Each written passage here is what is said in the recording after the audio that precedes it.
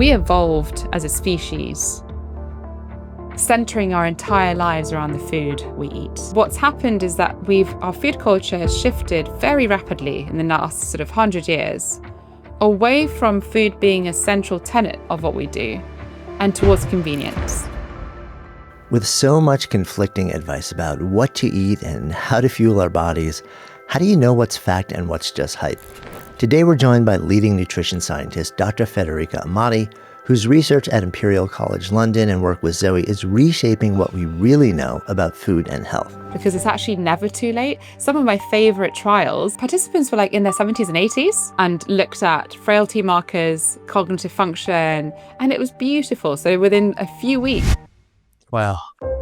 There is a lot of research that shows that your dietary patterns in the first 3 decades of your life have an impact on your cognitive function. It's true, but it doesn't mean it's too late to change it. I grew up with my grandparents. So I grew up I'm Italian, Italian family. So our grandparents moved in with us when they fell sick, essentially. And that's always made me very interested in how can we improve quality of life, enjoyment of life, and actually it's what we would call sort of secondary or tertiary prevention when we talk about lifestyle medicine. People who are older and in later stages of their lives still want to have a good quality of life. And I felt that that's a conversation that's often missed. So especially in the space of health optimization and all these wonderful things where you talk about the last 1% improvement, that's great for a lot of people and it's accessible for very few. So my interest really is in helping the majority to harness the power of diet to improve their health, no matter what their age. So I think my grandparents had a big influence. I also lost my father when he was in his 60s. And so I've seen sort of firsthand what happens if you sort of don't look after your nutrition and your lifestyle in your midlife. It can actually have quite, horrible effects. And so my life experiences have shaped that, and I think also the fact that I see that there's a lack of conversation around it.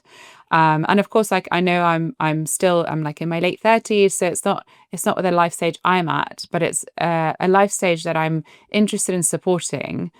And now my mum, she's my sort of number one patient. She has transformed her life and her diet and her health. It's very rare I'm very lucky to have a mother who actually listens to my advice.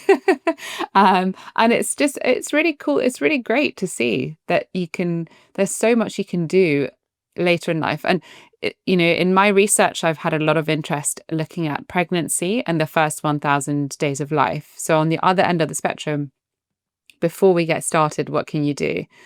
But my real passion for life course nutrition comes down to this fact that actually every life stage offers us opportunity to improve and to make the most of our health and make the most of our enjoyment of life.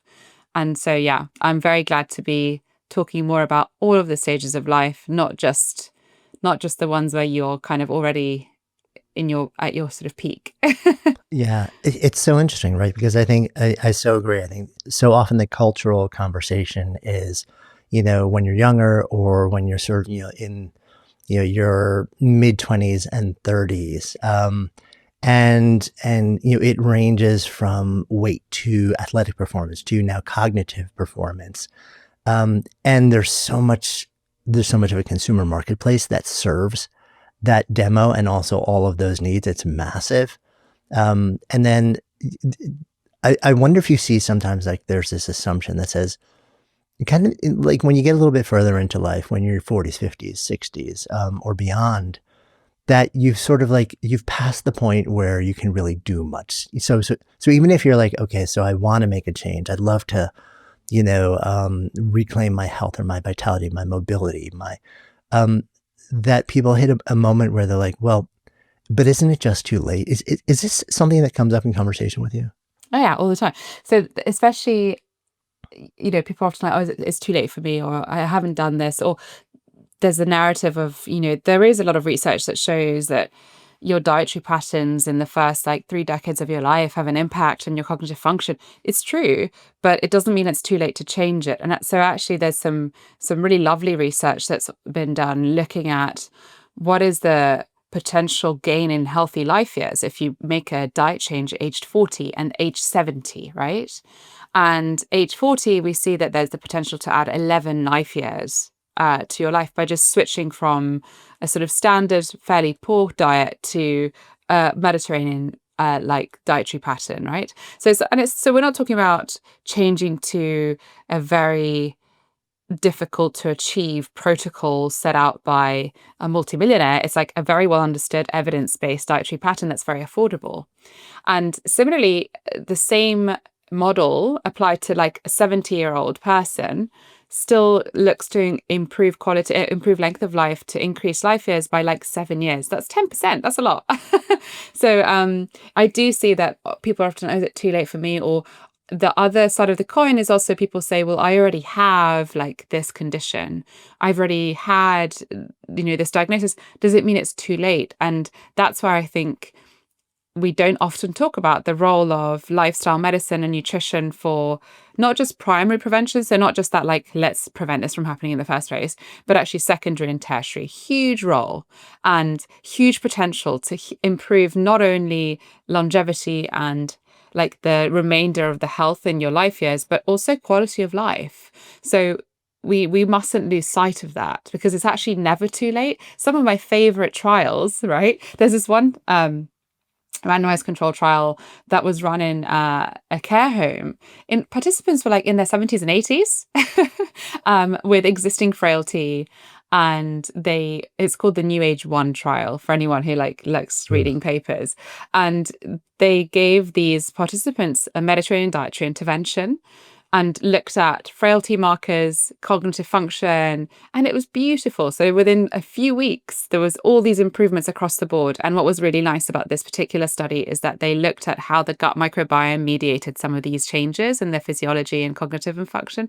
So it's like this, there's some lovely examples of where you can have transformative impact at any age, to be honest, and at any state of existing health condition. So it's never too late. And I really hope people feel encouraged to know that it's always worth making that change and embarking on a journey to improve your health. I love that. It removes the barriers of, futility and fatalism, and saying, well, this, I guess I've just reached a point where there's so much damage or there's so much to reverse that why even bother? It's not going to be possible, or it's just, there's too much that I have to deal with. And it's like, no, actually, there's plenty that we can do no matter where you are. It's interesting. I think it's probably a month or two ago from when we're recording this, there was a paper hit a lot of sort of like the public conversation that sort of showed that we don't age in a linear fashion the way that we thought, that there are these two really big bursts of aging. I think it was in the early 40s and then right around 60, where you saw these sort of like big declines in all sorts of things. It wasn't this linear, like every year is a little bit more, a little bit more, a little bit more. I wonder if you saw that data, and if in your mind there is any tie-in to nutrition there. Yeah, but so I think that certainly what we see for the 60s, it tends to be this cumulative effect of nutrition. So poor nutrition, poor dietary choices, they tend to manifest themselves in metabolic disorders in the 60s. So it's something sometimes referred to here as Sniper's Alley. I don't know if you've heard that. I haven't heard that, no. So it's quite awful, but it does. It really is, It's actually quite visual. So it's this idea that you get to a certain age where you're still, young, but suddenly you see the slight uptick in sort of deaths at this age from chronic conditions. So this is where, before 60, it's often the higher incidences of death come from accidents or so like infections, so things that are sudden, whereas suddenly you see this uptick in chronic deaths at 60, and they are diet-related chronic diseases that lead the pack. So it's, the heart attack due to undiagnosed, untreated hypertension. It's the colorectal cancer that has. So there's this uptake, and so we see that for the 60s. I think I haven't actually looked at the original data set. So I'd be interested to see whether the uptick in the 40s is likely to be, is it deaths or is it diseases in that paper? I'm trying to remember what they actually were measuring as like the fundamental metric. Yeah. What sticks in my mind is that they were looking at the progression of markers for aging and not necessarily Oh, markers disease. for aging. Interesting. Yeah, Yeah. and that they So saw like that's this big sort of like, these two cliffs basically. Yes. So it's interesting. So we do see like in the late 30s, early 40s is when you start seeing a big uptick. So when we're thinking about markers for aging, if we're thinking about the classic markers, so things that you'd correlate to cardiometabolic markers, so HbA1c, A1c in the States, your cholesterol levels, your blood pressure, all of these start to play out in your sort of 30s and 40s if your lifestyle has been such that you haven't supported your health. So, and I would say, of course, nutrition plays an absolutely pivotal role in this. But what's quite interesting is that from the work I've done clinically, and I have fair few patients who fall into that bracket of you're young, you're like mid 30s, early 40s, and you see this increase of the markers that we're looking at. So it's like your cholesterol levels are not great, your high sensitivity CRP, which is a measure of inflammation, is not great. And all of these markers start going up, fasting glucose levels. And actually, often it's a combination. So it's like a diet that's not it's not ideal. So like it's often eating out a lot, quite irregular in terms of the patterns. Very, very often, more than 90% of adults in the US and in the UK don't get enough fiber every day. And that is fundamental. Fiber is so fundamental for maintaining healthy blood pressure and healthy cholesterol levels.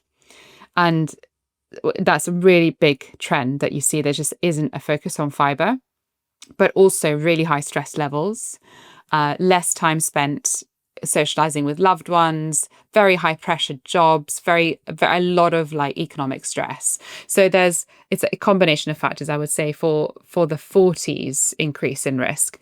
But it's interesting to see how these risk factors and these markers are now being paid more attention to. It's a good thing, I think. So we're at this point where people are interested in understanding where they sit in terms of risk. Risk is much better understood than it used to be. And I see that there's more interest in actually trying to move that risk back before it becomes a full-blown issue. And that's exciting. So even though it's not exciting to think that you can be as young as 40 and at risk, but it's important for people to be aware of that, because I think by being aware of that is how you avoid Sniper's Alley. So Right. if you know to look out for the initial red flags in your 40s and to act on that, then it can prevent you from becoming one of the statistics in your 60s.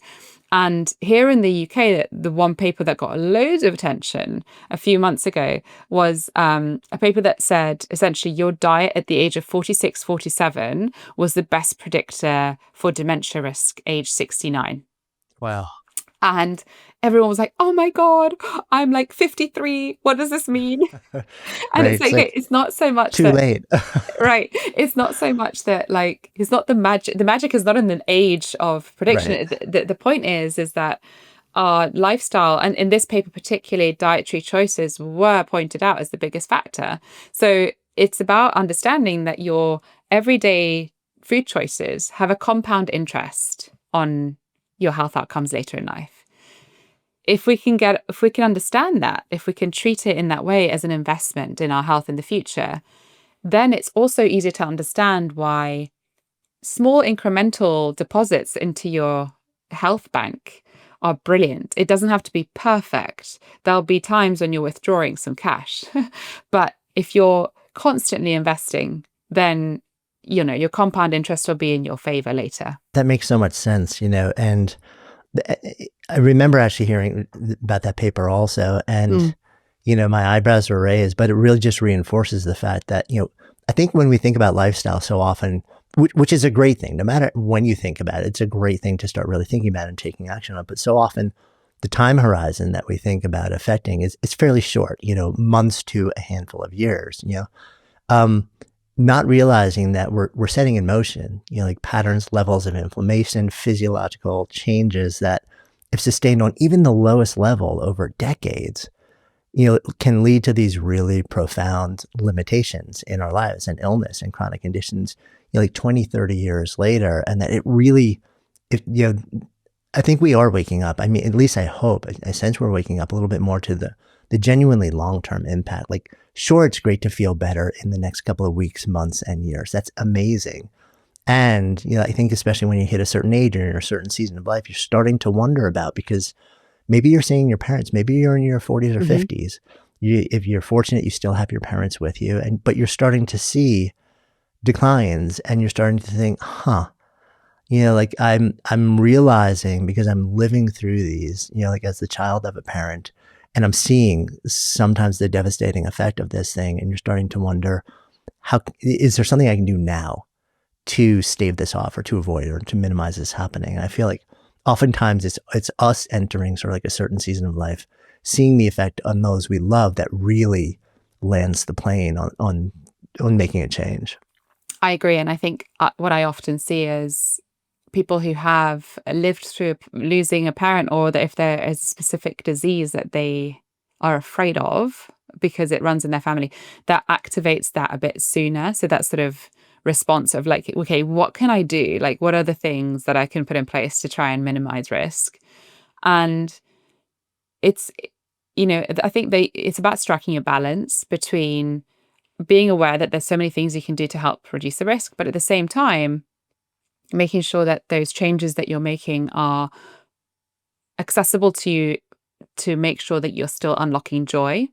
So what happens sometimes is that people become very hyperfixated about being healthy all the time, and actually then you're tipping into like unhealthy behavior, because part of the magic of having a good relationship with what our health might look like is to actually embrace the fact that life is unpredictable, and that there is a really good level of resilience that our body has, and that so our bodies can take some challenge, and leaving yourself open to that unpredictability, and leaving yourself open to the fact that some days won't be perfect, and that sometimes you won't be able to move your body how you wanted to, or you won't be able to eat the foods that you'd planned. But if the majority of the time, if you're consistent with your health behaviors, so if you offer your body that lovely safety net of knowing that the majority of the time you're looking out for it, and you're helping it achieve its sort of goals of homeostasis and allostasis, and responding to the environment in the best way possible, then you'll leave yourself sort of less stressed to achieve perfection, and also leave yourself space for joy. Because when we have conversations around lifestyle and diet, people often ask, like, what's the perfect time to have dinner? And like, and listen, the science tells us that ideally we don't eat past 9 o'clock at night if you're going to bed at sort of 10 to 11. But if you're going to your best friend's dinner and you're spending time with loved ones and you're enjoying, then that's okay. Like, do that. And then you can go back to your regular schedule tomorrow. So that we have to make sure that we approach it with some, what's the word I'm looking for is like common sense. So there's got to be forgiveness, that pinch. right? It's sort of like forgiving your humanity along the way. As you're describing that, I'm like, if you live in Barcelona, you're just so busted. If you try and follow those guidelines, it's like, right. It's like, but so in Barcelona, people go to bed at like 1 or 2 in the morning. Right. So then so they eat dinner shift, 9 or 10, know? Right. So everything shifts. It's relevant. It's relevant to your lifestyle, to what you can do.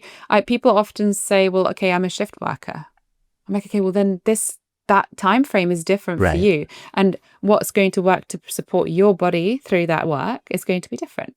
So understanding your context, understanding what your needs are, is really important, and that comes with having that level of flexibility to embrace the fact that life is not the same for all of us. Otherwise, it'd be very boring. And also, I mean, you brought up the idea of stress and perfectionism, right? And this is stress is a major potential contributor to all of the things that we don't want to happen in our lives. So when we hold ourselves to this ideal of perfect exercise, perfect nutrition, and then we fall short because we're gonna fall short. That's life, right? Then the stress of you then telling yourself, I have failed at being the perfect human that I am, it actually probably does equal, if not more damage, if you keep repeating that, than like that occasional like thing that you're out with friends and you want to have something that's good.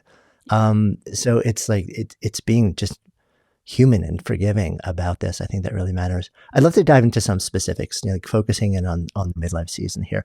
Well, and I guess let me just ask the question to start out. When we're talking about midlife here, like around what age is, what's the window we're talking about here when you think Yeah. about it? So thinking about midlife, really, we're talking about mid 40s onwards. Expected like life expectancy now is sort of 86, 87 years of age, creeping upwards. Hopefully, again soon. It hasn't been creeping upwards for a while, but we're hoping to return to a public health state where that does start creeping up again. So if we think, say, like you're aiming to live to 90 as a good aim, then midlife, mid 40s, you're sort of approaching midlife, right? And we think about this life stage as well because for women, certainly it's nearing the end of the reproductive phase of life and entering perimenopause and menopause.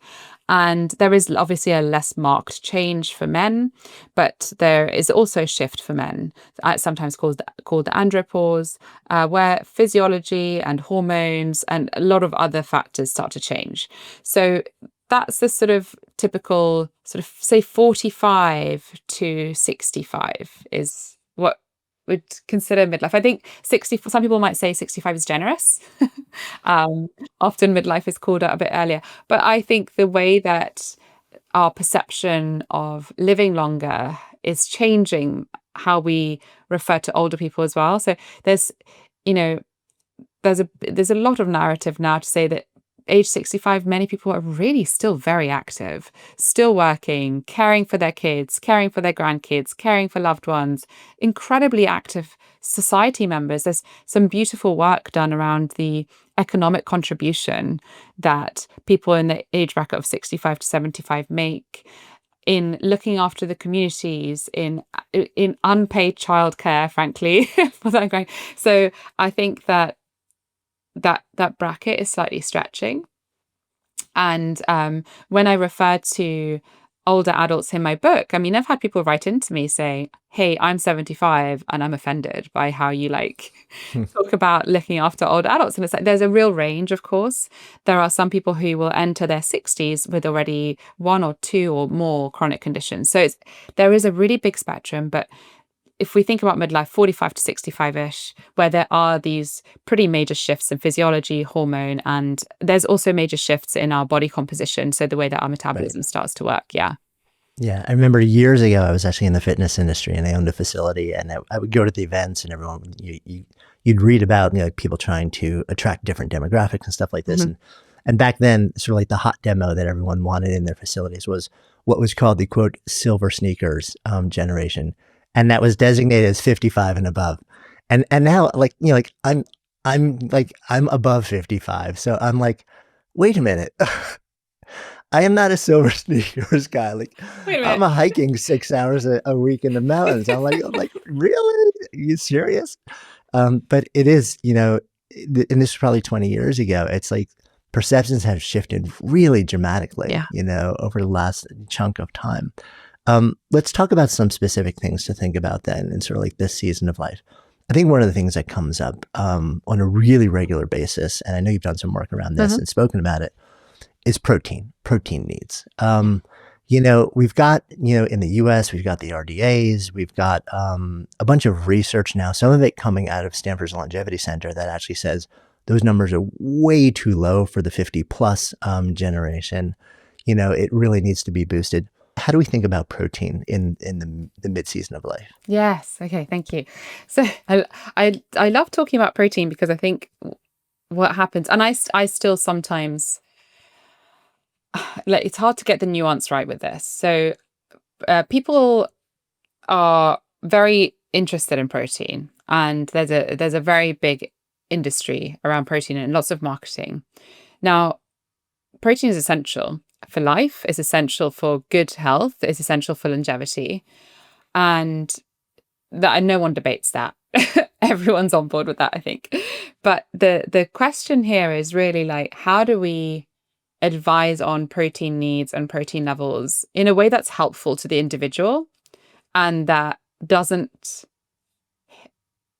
negatively impact the rest of the dietary pattern? So I think the research around, I would say more 70 plus. So the really compelling research and evidence I've seen around increased protein needs in any sort of significant way has been for people 70 plus, or, and this is another big caveat, or people who have existing conditions, which means they can't nourish themselves appropriately or don't absorb food efficiently, which obviously happens from the 60 plus, right? It is a problem.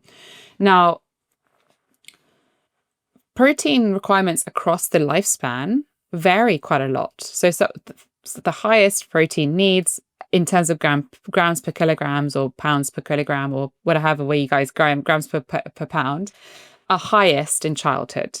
Now, that's obvious when you think about it, because there is so much tissue being built. These little humans are literally growing at incredible speed. Now, we don't talk about protein deficiency in children, luckily, in high-income countries that have access to food, even though they have the highest requirement. And that's because if a child is eating enough food, they will be absorbing enough protein. And that's even with these much higher requirements, right? For building new tissue. As we age, that requirement starts to come down in terms of like how many grams per body weight you need. The exception to this rule is in pregnancy. So pregnant women have a sudden increased need for protein because they're building a whole person and a whole new organ to house the new baby in, right? But interestingly, supplementing with protein in pregnancy can be dangerous. So you would never recommend that a pregnant woman takes a protein supplement, because counterintuitively, it can actually cause intrauterine growth restriction. So there is something about the availability of protein from food and the way that we have evolved to absorb it, which means that we actually don't want to supplement it. Okay, so that's like an interesting fact. I want people to hold that in their minds.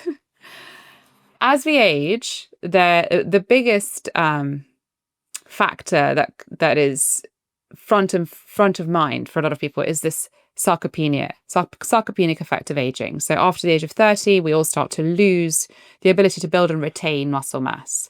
And why does anyone care about that? Not because we all want to look like Baywatch on the beach, but because actually our musculoskeletal mass is what keeps us upright and it's what keeps us independent. So again, thinking ahead, like in your 80s and 90s, you want to get out of your own chair unassisted. You want to be able to walk down the stairs. You want to be able to pick up your shopping bags and take them home. All of these seemingly mundane movements that you might take for granted in your 30s and 40s become the difference between independent living and dependent living in later life. And they are very heavily reliant on your musculoskeletal system functioning well.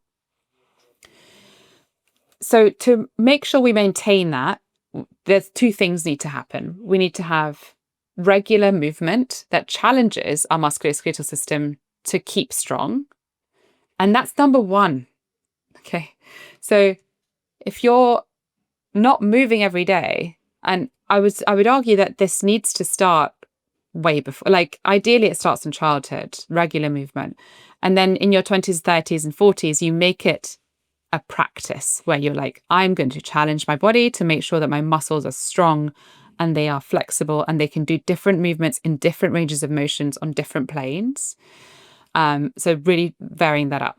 And secondary to that increased movement or that regular movement and that challenge to our bodies comes the need for protein. Now, I say it that way around because if you're somebody who exercises regularly and moves their body regularly, our body is very clever. It makes us hungrier. So if you're somebody who regularly engages in strenuous exercise of whatever way, so it might be dancing, it might be weightlifting, it might be running, it might be a combination of these things, you will feel hungrier than if you don't move. So our body naturally encourages us to eat more food when we do this kind of exercise, and more food contains protein. So naturally, we start to actually eat more protein. The critical factor here is the quality of the food. If we eat a variety of whole foods, plants, animal-based, if we eat animal-based, doesn't have to be. Plants contain all 20 amino acids. It is slightly, you have to think a bit more about getting adequate protein amounts from plants, but it's completely possible to do. There are plenty of examples of vegan athletes that do this very well. But we have to be eating quite good quality food to help our body achieve not just the protein requirements it needs, but also all of the other macro and micronutrients and bioactive compounds that aren't even part of the macro and micronutrient list. Now, when we think about, so I don't like to think too much about the 0.83 gram per kilogram recommendation, or is it 1.1 or is it 2? The reason I don't, and there is good evidence to support that actually the 0.83 goes up to 1 gram per kilogram after the age of 60. And then there's good evidence to support that actually women who are exercising to maintain muscle mass can go up to 1.6 gram per kilogram. And if you're an athlete, an endurance athlete, then actually it's 2 grams per kilogram. What I'm saying is, like, it depends. So like your recommended amount of protein depends on your life stage, depends on your activity level. It also then depends, we add other layers in, like, do you have a gastrointestinal issue, which means you have malabsorption? And is there, so if I think fixating too much on, there's a big argument in academia of should it be higher or should it actually be lower? There's a whole field of nutrition science that actually suggests that lowering protein recommendations could help improve longevity. So the way I look at this is to say, look, there's disagreement within science about what the perfect number is. There is consensus that the 0.8 gram per kilogram recommendation ensures that 97.5% of the population are getting more than they need for good health maintenance. There's a bit of a myth going around that number is what's needed to not be deficient. That's not the case. The deficiency number is 0.7. So the 0.8 recommendation is above that, and it covers the vast majority of the population. But to your point, Jonathan, like when we start thinking about later life, so if you're somebody who's like late 60s, early 70s, then it is worth prioritizing protein when thinking about the foods we're eating. And we still need to ensure the movement part is there. So like movement is still critical, but it is true that later in life, so after our 60s, mid 60s, our ability to absorb protein starts to wane. So we just become a bit less efficient. And we also, our appetite starts to wane. So that natural way that our body would normally say, oh, I've actually exercised, I'm a bit hungrier than usual, starts to serve us less. So knowing that, it becomes less of an issue of like, oh, we need to increase protein, have protein supplements, and more of a make sure you're eating regularly and make sure you're having plenty of nutritious foods that are high in protein, but ideally are also nutritious in lots of other ways, because your body is just getting a little bit less efficient at absorption and your hunger signaling is becoming a bit less efficient. So that's how I frame it. Now, Yeah. I want to I've caveated loads because it's a complex topic that, and you know, no athletes ever care, because athletes know that that athletes are so used to thinking about their nutrition on a personal level for their specific performance and their specific sport and whether they're competing or not, that they know this stuff. Like they know that it's nuanced and that it depends. But yeah, just caveating that, of course, like athletes have special considerations to make with tissue repair and tissue maintenance. Yeah, I think the big quote here is it's complicated. And there's no one number that is consistently right for anybody. And in fact, there's no one number that's consistently right for a single person over a window of time. Maybe you're in a season where you've been really sedentary. Like that's going to affect it. Maybe you're in a season where you're really excited and you're recommitting to your lifestyle and you're working out on a daily basis, and your body is then going to ratchet up the demands. But I like the way that you tie these two together, and that you start by saying like movement is actually the first thing that we talk about here, because that is what sets up and helps determine what your actual demand for protein is. And then as we age, so if we start out in midlife saying like we really just need to let's focus on movement a lot, and we have hunger signals that are better correlated to the deficit, the caloric deficit maybe, that or whatever the other signals are in our system that could trigger to make us hungry and want to eat more and have more protein naturally when we're exercising, when we're moving our body.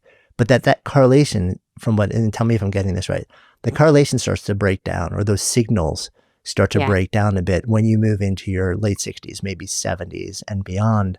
So we need to be more conscientious about saying, I actually now need to pay more attention. And also, I guess I've seen some of the research in your 70s where they mention this thing they describe as anabolic resistance, where if I understand it correctly, it literally takes more protein. I've seen this compared to a 20-year-old and a 7-year-old, and it takes literally twice the amount of protein to effectively wake up your body's system and let it know it's time to actually use this protein to build muscle or to sustain muscle, so that you're not dropping into sarcopenia and lack of mobility and disability. Do I have that right? Yeah, that's right. So the stimulus needed sort of, and it actually, it starts earlier. So the stimulus needed to build muscle gets higher and higher and higher as we age. So like both from the exercise front, so you need to put much more effort in to build muscle mass as you get older from an exercise perspective and from a protein availability perspective. So yes, as you get older, not only do you actually have to lift heavier, if you will, but also you need to make sure that you have more than enough protein so that your body can use it more efficiently. And it goes back to this concept that we just become a little bit less efficient at absorption. We become if you think of the way that our nutrients are distributed in the body, it's like there's a central post office, which is the liver. And it just, as we age, it just gets a little bit less efficient as packaging things up nicely and sending them out to the tissues. And the tissues themselves, the locks and the doors to access to cells are a bit jammed.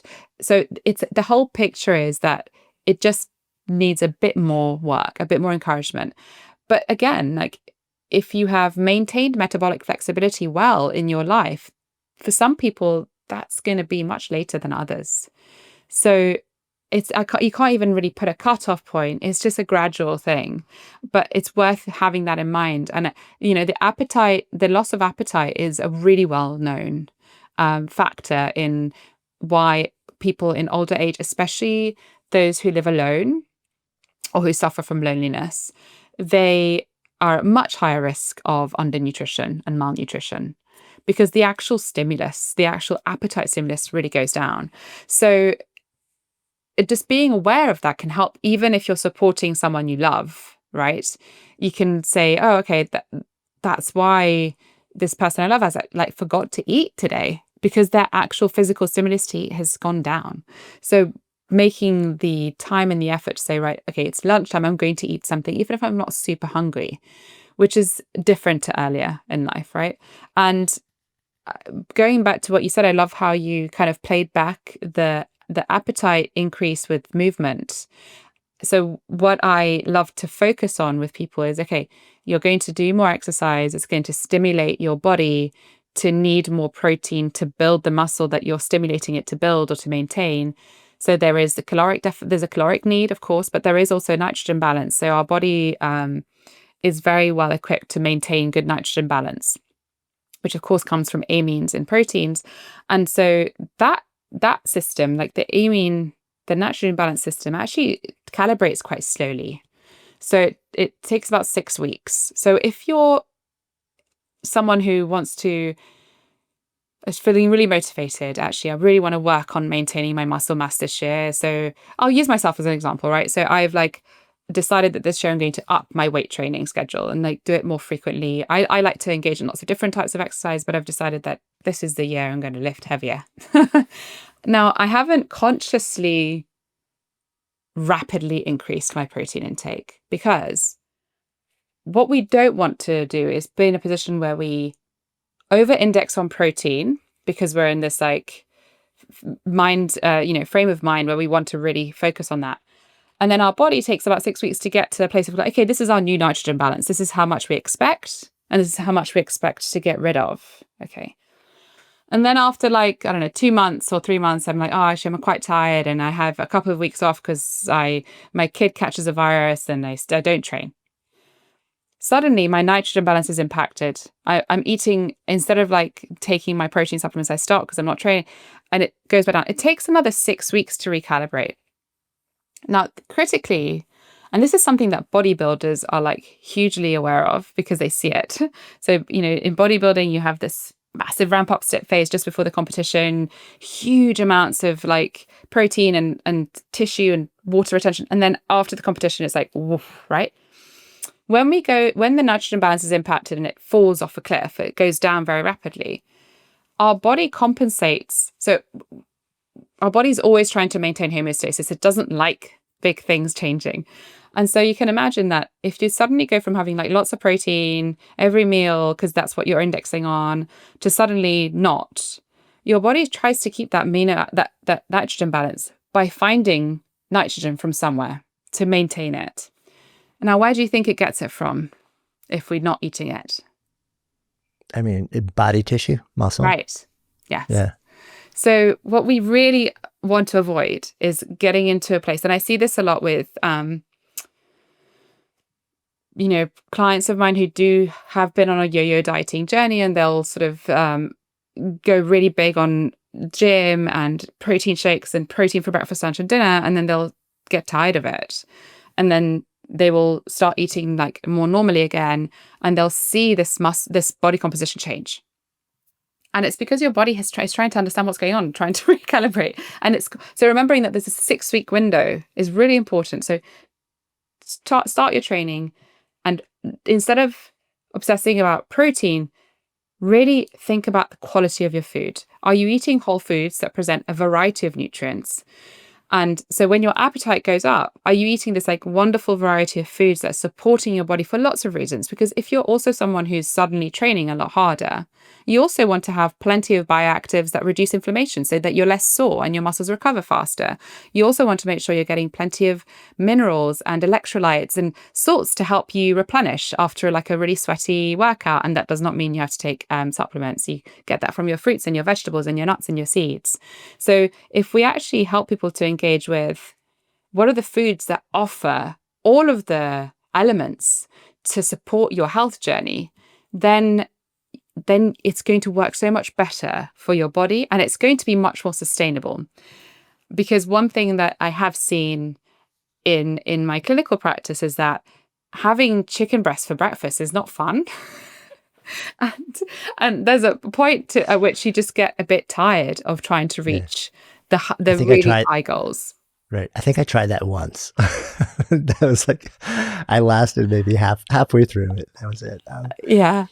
Yeah, but I mean, I love sort of like just the realistic approach here. And also it's so good to know that, like when you really think about it, our body wants to maintain a certain homeostatic, and there's, and there are delays in the ways that the systems function together. It takes time to ramp up. It takes time to ramp down. And when different things fall out of sync with those sort of like ramping windows, then stuff goes a little bit haywire. And we probably just notice it in our physical body, and we have no idea what happened. We just think like everything I'm doing is wrong and just shut down. And because it's too confusing, I can't even figure it out, rather than saying, no, let me actually just take a longer term horizon. So much of what we're talking about is actually taking a more forgiving, expansive, longer term horizon, and being really grounded in what you're thinking about. And I think if we could make consistency the word, so it's like instead of striving for optimal or like perfect or whatever, like consistent. It's, it sounds quite boring, doesn't it? But actually, consistency is king. So if you can just be really consistent with the quality of the foods, with the kind of variety, consistent with thinking, like being really quite conscious of the way that you're feeding your body. And it's not just you. When I say body, by the way, it's body and mind, right? It's all connected. So if you're thinking that way about food and about your diet and about your lifestyle habits, then you're not posing your physiology constant challenges of huge change. Because as we said earlier, it's like often people will start something and they'll ramp up, and then they'll failed, and they'll stop completely. And then there'll be something else, ramp up, and fail. And if you look at that from your body's point of view, it's like, oh, new thing, oh my God, the thing's gone. Oh, new thing, oh my God, the thing's gone. It's like panic. What's happening? Because I think people often forget that our bodies don't know what we're doing. They just get the signals from what we're eating, what we're drinking, the air we're breathing. So our body functions on the sort of the way it reads the external environment. The perceived stresses and the real stresses all have the same impact internally, because if we're stressed about a meeting that we have with a really important client, the stress signals are the same as if we're stressed because we're being chased by a lion.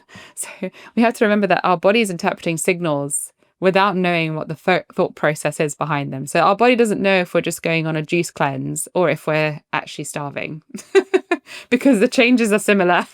And so if we think about that and we think about how kind consistency is for our well-being, just that is honestly, it changes the way people think. We're not here to punish ourselves, right? We're not here to strive for perfection and then fail. And then we're here to just offer as consistent and kind an approach to our health as possible, because at the end of the day, well, that's way more sustainable as an approach.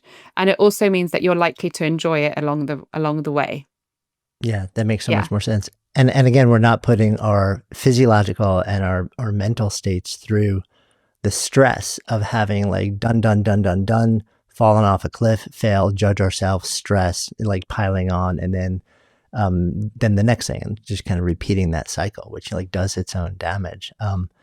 So we've gone pretty deep into this fascinating relationship between protein, muscle, sarcopenia, whole foods, how to get it in all sorts of different ways, and how that shows up through different age cycles.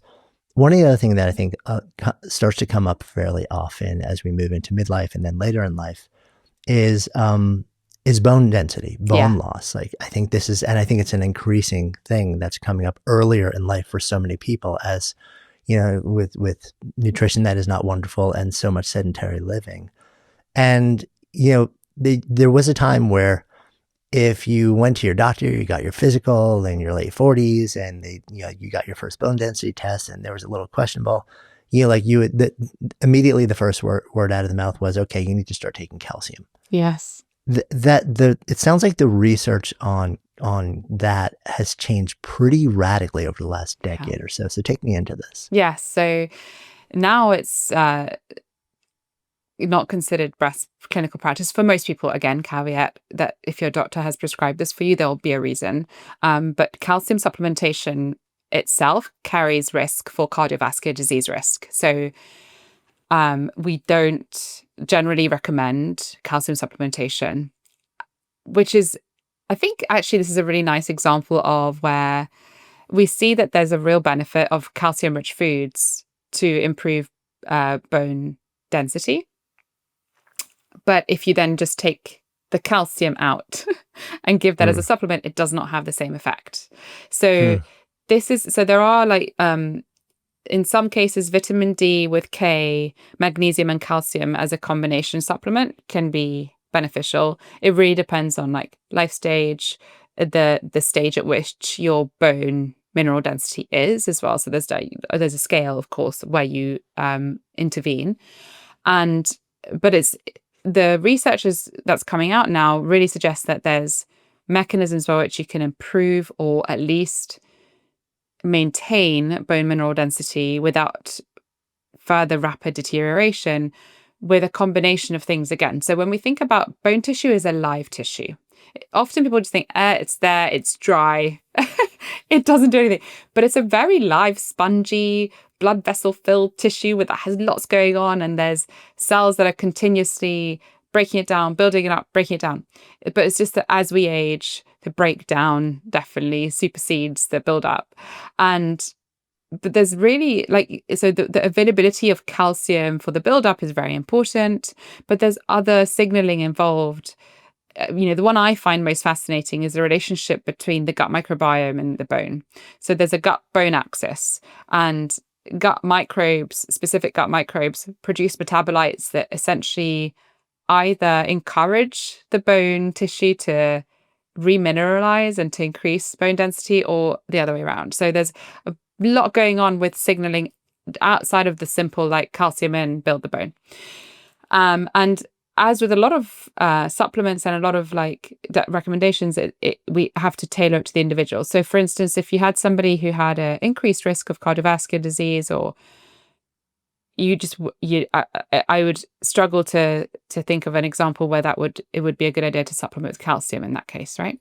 But would you recommend that they eat calcium-rich foods? Absolutely. Does that mean drinking glasses of milk? No, actually. So there's, again, dairy as a bucket of food is so diverse, it's almost counterintuitive to put it all together. So you have dairy milk by the glass and butter that don't seem to have anywhere near the same beneficial effects as cheese, yogurt, and kefir. So butter, right, unfortunately, high saturated fat will put up your cholesterol if you eat it a lot. And actually, glasses of milk don't seem to have this really sizable beneficial impact on the bone, on the health. Whereas regular yogurt, kefir, cheese consumption, good for the gut, good for your bones, good for lots of things. So we have to understand that, and also remember that calcium isn't present in so many other foods outside of dairy. Green leafy vegetables, nuts and seeds. So getting it from a variety of sources with different minerals within that same food. And ideally, that also support your gut health, for that gut-bone axis to be helpful. And Jonathan, you won't be surprised to hear me say that, again, if you want to maintain your bone mineral density, the bone needs a physical stimulus to continue staying strong. So you refer to sedentary lifestyles, massive culprit for this. I spoke to a wonderful doctor, and she was telling me that in her clinical practice, she has seen women as young as 24 come in with low bone mineral density. And that's a combination of sedentary lifestyles and undernutrition, malnutrition. So restrictive dieting, avoiding foods, really detrimental. We're taking away the building blocks for a healthy body. So we need to stimulate that bone to want to repair and grow, and then offer it the right minerals, including calcium, but it's not the only thing. The right pathways need to be activated to make sure that then that bone mineral density is maintained, or sometimes even improved. So we had a wonderful specialist, an expert in osteoporosis and bone health, on the Zoe Science and Nutrition podcast. And I think it's the best explanation I've ever heard of how bone mineral density is maintained. So I would encourage anyone interested in this specific topic to really go and listen to that, because it's the science has evolved. We understand bone mineral density much more now than we did sort of 10, 15 years ago. And again, we're trying to take a more holistic approach in how we advise people to maintain good bone mineral density, because it is important for, again, maintaining that independence later in life. Yeah, I mean, and it is so fascinating how so many things are tying back to the gut microbiome these days. Also, Yeah. I never actually heard the phrase that there's there's a bone gut axis. I'm just so excited for the research that's going on there. It seems like we're so in the beginning of that, but the data is coming fast and furious. Like in 10 years, I think it'll be really exciting to see what it's really telling us on a prescriptive basis, especially like when we can go more from correlation to causation, and then from causation to like, if you do this, like then, so that's calcium. Calcium matters, but just taking it basically as an isolated supplement, probably not the thing to do unless, again, if you're like, if you have a qualified healthcare provider who has given you this, like don't just stop doing what you're doing, like consult them and have a conversation about this. The other thing that I think, we really are starting to think about as we move through midlife and then into later in life is how nutrition impacts, we touched on this a little bit earlier in our conversation, how it impacts our cognitive health, like whether it's just, a slow decline in cognitive function, or whether it's risk for Alzheimer's or dementia. What do we know about like how to think about nutrition and this, both in the midlife and then later in life, if we're already starting to experience something?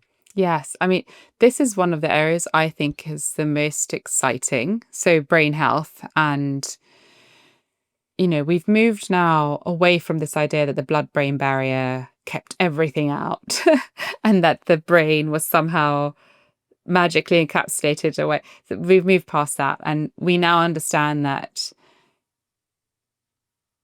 especially what we eat has literally a direct connection to our brain.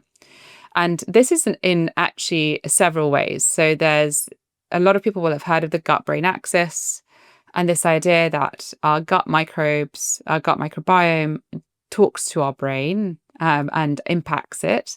And it's true, but it's like in several ways, right? So the first thing to note is the main way we think about the gut-brain axis in terms of neuronal connection is the vagus nerve. And so the vagus nerve is like huge and it's massive. It goes through the entire body. It connects to other organs as well, but primarily it connects to the gut. And what I find fascinating is that the majority of the traffic in the vagus nerve, so if you think of the vagus nerve as like a massive highway, the majority of the traffic of information used to be thought to be going from the brain to the gut. So like telling the gut what's going on and how to react. Then it was thought that it was about 50-50. And now it's well established that it's about 80% gut up and 20% brain to the gut. So there's this real, I was sort of talking earlier about this idea that our body reacts to external stimuli to understand what to do and what's going on. A major part of this is our gut telling our brain, like, this is what we've come into contact with. This is what we've swallowed. This is what's in our food. Like so many things. These are the drugs that we've got in the system, and this is how this is how much excreted cholesterol we have from our blood back into the feces. Like there's so much going on, right? So there's this like really interesting connection. There's a relationship between the enteric nervous system, so this second brain, as we call it, a huge network that feeds into vagus nerve communication in the brain. And then there's the chemicals that the gut microbes actually produce. So the chemicals that they produce directly impact the signaling, but they also impact how well regulated the inflammation in the gut is. So the gut barrier is one cell thick. It's fairly fragile considering how much goes on there. And it relies really quite heavily on having a really lovely thick mucin layer that keeps the excretion products inside the gut, away from the gut barrier and away from the immune system cells that sit just outside the gut barrier, ready and waiting just in case a pathogen comes through and we need to sort of react, right? So this mucin layer is critical. And a lot of the mucin layer is encouraged, so the cells that make it feed off of short-chain fatty acids, which is one of the primary metabolites of gut microbes. It's this, by the way, gut microbes make hundreds, so I should state that. They make neurotransmitters and enzymes and vitamins for us, but short-chain fatty acids have this really specific and important role in providing energy for the gut cells to do their job. When our diets don't support this sort of activity and the mucin layer becomes degraded, what happens is that, so the gut microbes that are starved of the prebiotic fibers, of the polyphenols in diet, they actually start to eat the mucin, which is not what we want. And then the barrier becomes compromised. And we have what is sometimes referred to as increased permeability. Some people love calling it leaky gut. I hate that term, but it gets the picture, right? And this directly impacts inflammation of the gut. Now, this is important because it's not comfortable and it leads to, gastric effects. So like irritable bowel syndrome obviously has increased inflammation. But for the brain, this is especially important because those inflammatory cytokines in the gut, which are the proteins that send out the signal saying, hey, something's wrong here, like we're not happy, travel to the brain. And inflammatory cytokines are small enough to cross the blood-brain barrier. And they affect the inflammatory status of the brain. Now, this is not actually it's not a brand new theory. It's a few years old, but it's so powerful that there is now a real understanding that increased inflammation and systemic inflammation, now, which is often in most people driven by gut inflammation. Now, there are obviously conditions like rheumatoid arthritis where it's systemic because of autoimmune conditions, that is directly linked to your risk of brain health diseases, including depression and anxiety, but also risk of Alzheimer's, risk of Parkinson's and other diseases. And so what's really amazing about thinking about the future of brain health is actually brain health and gut health are becoming so interconnected. And I love thinking about evolutionary theory, and I love thinking about how we form in the womb. And when you think about how we form in the womb, it comes from the same tissue, like the initial folding, right? So it's not, when you think about it that way, it's not that surprising, but it is to think that we can directly impact the risk of brain diseases by influencing gut health. And you probably already know this, Jonathan, but there's theories around the origins of Parkinson's disease in the gut, and now Alzheimer's is the more recent theory that we think there's actually certain. So Professor John Crean, University of Cork, he's like the leading world expert in this, and he recently wrote a paper explaining his, one of the working theories that there's microbial translocation from the gut to the brain that is causing inflammation, that is triggering plaque formation as an inflammatory response. I mean, that changes the way we think about Alzheimer's. So in some ways, what this means is that like we can actually act to change this risk. So we know there's genetic predispositions for some of these diseases, but these are predispositions. They're risks. They're not certainties. There's very few. It's not destiny, right? There's very few purely genetic conditions that means you will 100% get this, right? Huntington's disease is one of them, one of the most famous. But there's less than 2% of diseases have that. So now we have this clear picture building up of how the brain health is affected by the gut. It explains why, or at least it doesn't fully explain, but it helps to explain why diet plays such an important role on brain health. Like, why is it that certain dietary patterns seem to reduce the risk of dementia so much? How is it that an intervention giving people with severe depression, a Mediterranean dietary intervention, reduces the depression risk, by the depression score by 30%? Like, how did that? How? And so what the gut microbiome offers is understanding the pathway, that what is the mediating factor between consumption of this food and a health outcome. Now, of course, it's not purely through the gut microbiome and the gut-brain axis. There are also important factors in the diet that are themselves cognitively protective because they protect the neurons. So neuroprotective elements. One of the most famous is like caffeine consumption, which is known to be neuroprotective, to improve cognitive function. But some people are caffeine sensitive. So it's like, we don't want people to have heart palpitations and lose out on sleep. So there's lots of other ways that we think about how food protects the brain. Having a healthy dietary fat profile in your diet is incredibly important for brain health. So making sure that you are getting a variety of omega-3 fatty acids in the diet, of poly and monounsaturated fatty acids in the diet. Blood flow to the brain is incredibly important. How can we protect cardiovascular health to make sure that your brain is getting enough oxygen, essentially, because your arteries aren't blocked? So how can we make sure your vascular health and brain health are like that? Like they coexist, right? So again, it's like thinking about all these different things. But hypertension is a huge risk factor for cognitive decline. And the last thing that I think is talked about, but sometimes it's missed, and I'm fascinated to see in clinical practice, not just my own, but others, how this can sometimes hold the key to transformative cognitive improvement in older people, specifically sort of over the age of 65, and that is alcohol. So there's a sort of narrative, I think, that exists that, having a drink a day, if you've had a drink a day all of your life and you're okay, then you can continue to do so into older age. But the effects of alcohol, especially the neurotoxic effects of alcohol, are worse when we're older. So like, you might be able to drink quite regularly in your 20s and 30s and 40s and still go to work and function and have, it's not ideal for anyone. Let's be honest. It's a class 1 carcinogen. It's a neurotoxin. It is a teratogen. It's not something we definitely want to have every day. But the neurotoxic effects get worse as we age.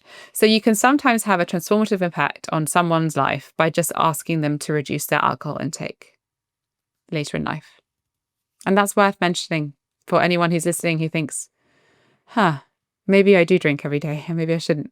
Yeah. And maybe for reasons different than they were thinking about, Yeah, I mean, if we zoom the lens out, it's like so much of what we're talking about. I think we've learned so much more about the mechanisms of why all these things are happening now. Like we can now like draw these connections that we haven't been able to draw before, and measure things we haven't been able to measure before. And a lot of myths have sort of like fallen at the wayside.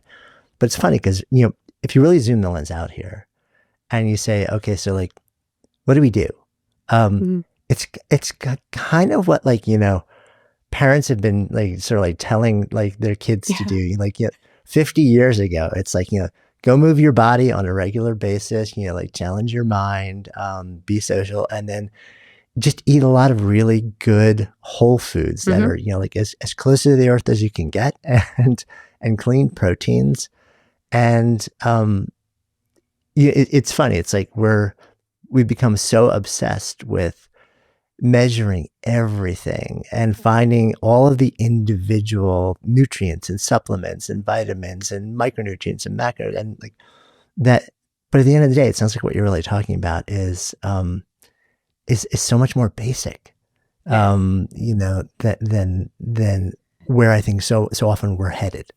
You're so right. So it's so funny because I think there's two faces to nutrition. There's food wisdom. I love that term. Food wisdom is what your grandma would have told you to eat. Like, eat your greens first, or, make sure you have some fruit today. So things that a lot of people listening will be like, oh yeah, like actually, in all cultures, by the way, there is always like this food wisdom of eating herbs, eating greens, eating vegetables, eating seasonally, so it's really interesting because a lot of the science we have now explains the complex mechanisms behind why these things work. Right. But the actual advice is not massively different.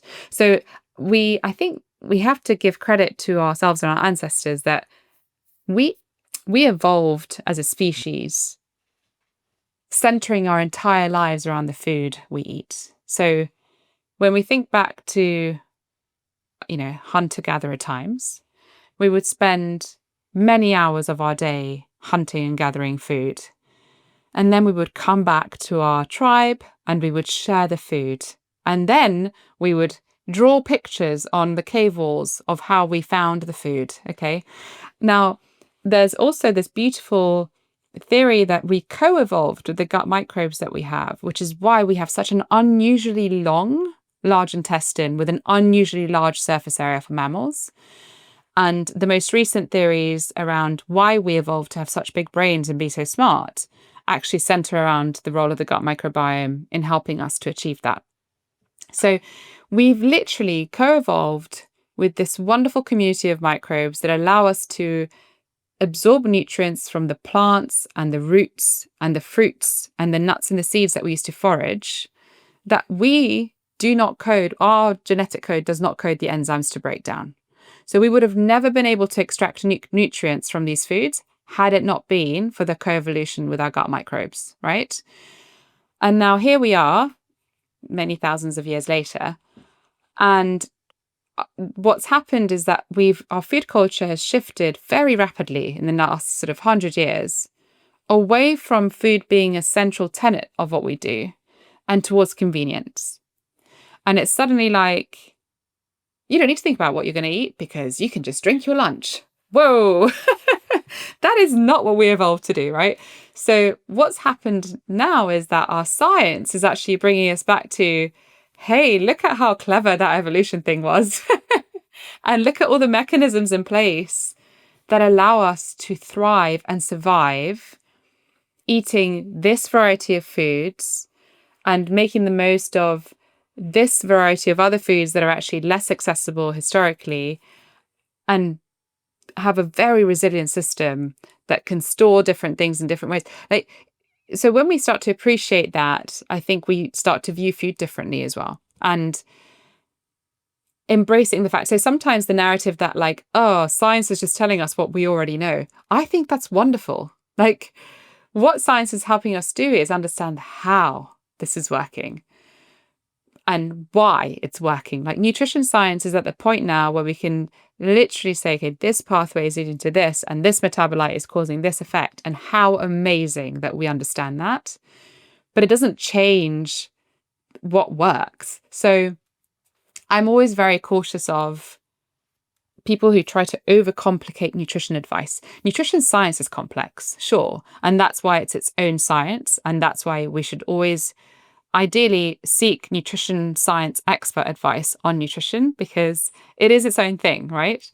So I would never go to a gynecologist to ask advice on my cardiovascular health because it's a different system. And so I would urge people to really look to nutrition professionals to find out about nutrition, basically. And that, I'm not taking that away. Nutrition science is complex, but the simplicity of good food advice and the simplicity of the diet that actually helps us thrive comes from our biology, comes from evolution. And so when people try to overcomplicate that is, for me, the biggest red flag.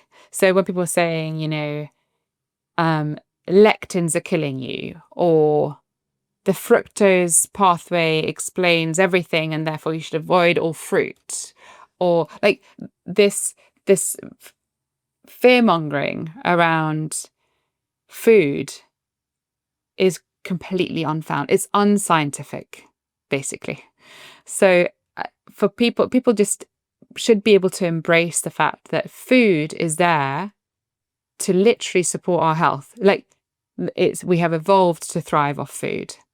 And so if you find yourself fearing food and embracing unregulated supplements, the balance is off.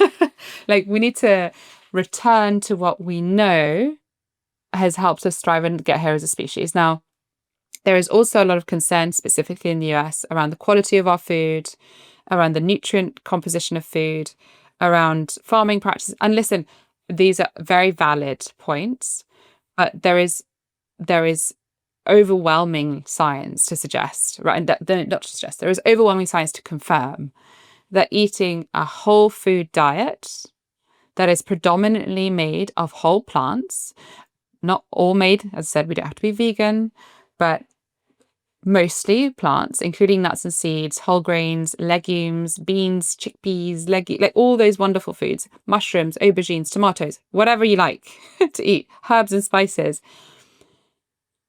is going to support our health, and it's going to allow us to thrive and continue to live a long and healthy life. If you're worried about the quality of the food that you're eating, then there's always a way to slightly improve that. But for the majority of people, affording food is the primary barrier. And so if you find food that is affordable for you and your family, that is as close to the earth, as minimally processed as possible, that is the most important factor. Whether it's organic or grass-fed or from a biodynamic farm is a secondary factor.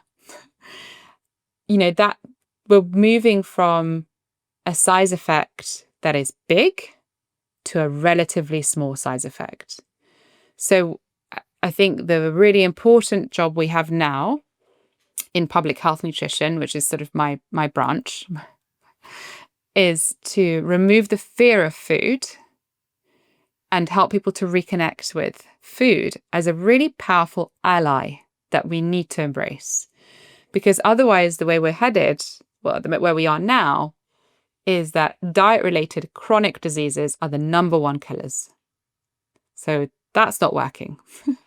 So we need to re-embrace the power of food as a health ally and do that in a way where we take personal agency. So as much as we can have power to choose, we do, but we also put huge pressure on government and on policymakers to make healthy food a priority for everyone. Because we can make changes ourselves, but we don't all have the same access to change. So to level out the playing field, pressure needs to be put above to stop putting profit over people's health and regulate some of the food industry to make healthy food, healthy whole food, accessible and equitable for everyone. Return to our roots. That is like the future of public health nutrition. And that includes supporting our farmers. It includes making our food systems more efficient. It actually also includes working with the food industry to make processed foods healthier, because that is possible. And then, the part that I'm passionate about and that I hope to be doing by talking to people like yourself is to educate people on the power that food can have for them to help improve their lives, their enjoyment of life, their longevity, and that it doesn't have to be complicated or scary. It can be pleasurable and fun. And I love food, right? Some people don't have the best relationship with food, but at a very primordial level, very, very sort of biological level, food is enjoyable. Like eating is pleasurable. So reconnecting with that, even if it means starting with a square of dark chocolate and letting it melt really slowly on your mouth, there's so much to be gained from embracing food as a health ally on all levels, social, physical, mental. Like, it's amazing. I love that. And it feels like a good place for us to come full circle as well. So in this container of Good Life Project, if I offer up the phrase to live a good life, what comes up? Wow. I think for me, to live a good life is to really, I live my life enjoying every day, doing my best every day, knowing that I've been true to myself and my values. And that includes investing in myself for me to be the best person I can be for myself in my work, but primarily for my two children, my girls, because I want to be around to enjoy them and enjoy life with them for as long as I can. Thank you. If you haven't yet subscribed to the show, it would mean the world to me if you took just 2 seconds to tap on that subscribe button. It helps us grow our Good Life Project community and continue creating the best possible show that we can for you. And it ensures you'll never miss an episode.